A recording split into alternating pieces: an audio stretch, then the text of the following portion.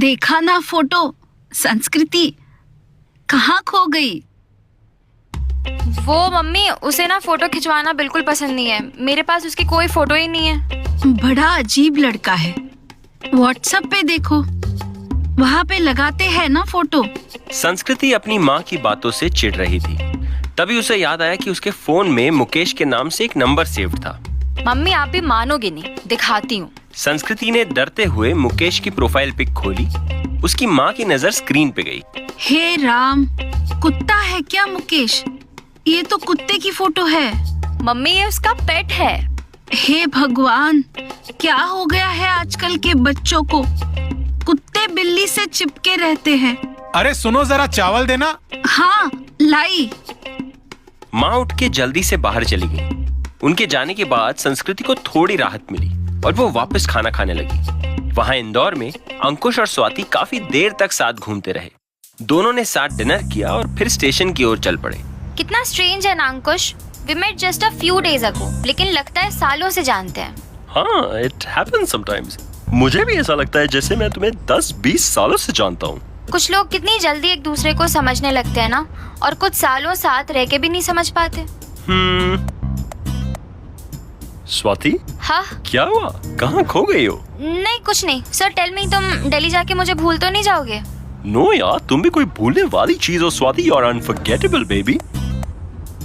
On a serious note, मैं एक बार जिससे दोस्त बना लेता हूँ उसे भूल के भी नहीं भूलता हूँ स्वाति।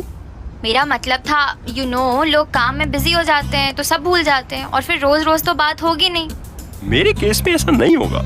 रोज बात हो या ना हो, यार तुम हमेशा रहोगी।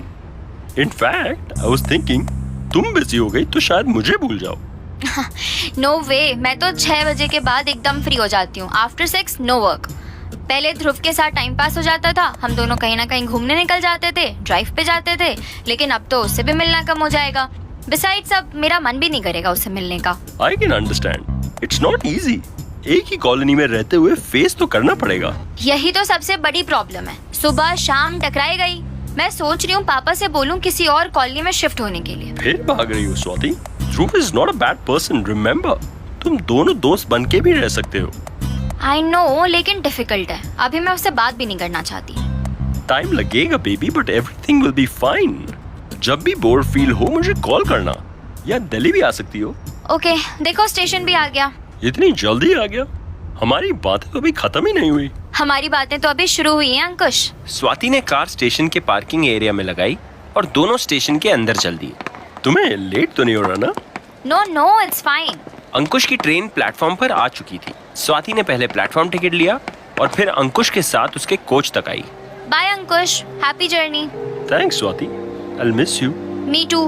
दोनों ने महसूस किया कि उनका दिल थोड़ा उदास हो चुका था। तभी ट्रेन का फिर से हॉर्न बजा। अंकुश कोच में चढ़ा और ट्रेन हॉर्न देते हुए आगे बढ़ने लगी। अंकुश और स्वाति एक दूसरे की ओर मुस्कुराते हुए देख रहे थे। स्वाति, कभी भी मेरी जरूरत हो तो call me any time. Swati ने हाँ में सर हिलाया और हाथ हिलाकर बाय करने लगी। कुछ ही पलों में ट्रेन प्लेटफॉर्म छोड़ के पटरियों पर तेजी से दौड़ने लगी और थोड़ी देर में अंधेरे में खो गई। अंकुश को सी ऑफ करके स्वाति जब अपनी कार में घर वापस जा रही थी, वो बहुत इमोशनल हो रही थी। क्या हो गया मुझे? Why am I feeling so lonely? लोगों का तो ब्रेकअप होता रहता है। अंकुश इज राइट, खाली बैठने का कोई फायदा नहीं है। कल से ऑफिस ज्वाइन कर लेती हूँ। इन्हीं ख्यालों में उलझे हुए स्वाति चली जा रही थी कि तभी उसकी कार बंद पड़ गई। ओह गॉड, नो नो नो, क्या हो गया तुझे? स्वाति की कार बीच सड़क में ही रुक गई थी। उसके पीछे की सारी गाड़ियां हॉर्न देने लगी थी। लोगों ने हल्ला मचाना शुरू कर दिया। ओ मैडम, कार साइड में करो ना, बीच में क्यों रोक दी?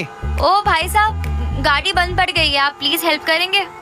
स्वाति इस बात से बेखबर थी कि इसी जाम में ध्रुव भी फंसा हुआ था। आगे रुकी हुई गाड़ियों को देखकर ध्रुव अपने ऑटो से उतरा और उचक के आगे देखने लगा। उसकी नजर स्वाति पर गई। अरे स्वाति! स्वाति ने मुड़कर देखा, ध्रुव उसकी ओर चला आ रहा था। ध्रुव, क्या हुआ? My car broke down. Okay okay, अभी साइड में करते हैं। ध्रुव ने आसपास जमी भीड़ की ओर देखा। भाइयों, जरा धक्का दो यार, कार खराब हो गई है। अपना जोश चिल्लाने में नहीं, कार को हटाने में लगाओ। भीड़ में 4 से 5 लोग सामने आए और उन्होंने ध्रुव के साथ मिलकर कार को रोड के किनारे खड़ा करवाया। उसके बाद ट्रैफिक फिर से अपनी रफ्तार में चल पड़ा। तुम इतनी रात को यहाँ क्या कर रही हो? अंकुश को स्टेशन ड्रॉप करने गई थी। Oh okay. ध्रुव तुम जाओ, अब मैं पापा को बुला लूंगी। हेलो, क्या हो गया तुम्हें? पापा को बुलाने की क्या जरूरत है? रुको, मैं अपने मैकेनिक को कॉल करता हूँ। नो, तुम क्यों परेशान हो रहे हो? आई हैंडल इट ना। स्वाति, तुम अभी भी नाराज हो क्या मुझसे? नहीं ध्रुव, ऐसी बात नहीं है। मैं तो बस ये कह रही थी कि तुम घर जाओ, मैं मैनेज कर लूंगी। ओके, मैं घर जाऊं और तुम यहाँ पापा के आने का वेट करो। पापा आके क्या कर लेंगे? कार तो ठीक करानी पड़ेगी ना। जो काम 20 मिनट में हो सकता है उसके लिए तुम 2 घंटे क्यों लगाओगी? कार की चाबी दो। स्वाति ने सर हिला के चाबी देने से मना कर दिया। स्वाति, अंकल को परेशान करने की जरूरत नहीं है। You take an auto and go home. मैं कार लेके आ जाऊंगा। इससे पहले कि स्वाति कुछ कहती, ध्रुव ने वहाँ से गुजर रहे एक ऑटो को रोका। चलो बैठो and give me the keys. Dhruv ने स्वाति की ओर हाथ बढ़ाया और स्वाति ने कार की चाबी उसकी हथेली पर रख दी। उसने अपना बैग कार से निकाला और ऑटो में बैठ गई। मैं आता हूँ कार ठीक करा के। ओके। और ऑटो वाले ने ऑटो आगे बढ़ा दिया। ध्रुव ने फिर अपने मैकेनिक को कॉल किया। थोड़ी देर में उसका मैकेनिक वहाँ पहुंचा और कार रिपेयर करने में उसने लगभग आधा घंटा लगा दिया। ध्रुव ने उसे पैसे दिए और कार लेके स्वाति के घर की ओर निकल गया। देर रात हो चुकी थी। सड़कें अब लगभग खाली सी हो गई। हाय, सोई नहीं अभी तक? Was waiting for your call। पहुंच गए घर? नहीं यार, रास्ते में हूँ। फ्लाइट लेट थी क्या? नहीं, फ्लाइट तो ऑन टाइम थी, बस रास्ते में स्वाति की कार खराब हो गई। ओह, स्वाति तो मैं पिक करने आई थी। नहीं, एक्चुअली अंकुश को ड्रॉप करने स्टेशन गई थी। फिर ध्रुव ने संस्कृति को सारी बात बताई। यार, आई थिंक स्वाति मुझे माफ नहीं कर पा रही है। उसके चेहरे पर साफ दिख रहा था, सैड लग रही थी। उसे ऐसे देख के मुझे अच्छा नहीं लगा। क्या हुआ, चुप क्यों हो गई तुम? सोच रही हूँ क्या कहूँ। शायद यही हाल अंकुश का भी होगा। पता नहीं मैं उसे फेस कर पाऊंगी या नहीं। थैंक गॉड हम अलग सिटीज में रहते हैं। हाँ, बट आई थिंक तुम्हें उससे बात करनी चाहिए। इस तरह अवॉइड करने से कोई फायदा नहीं है। हाँ करूंगी, लेकिन कब मालूम नहीं।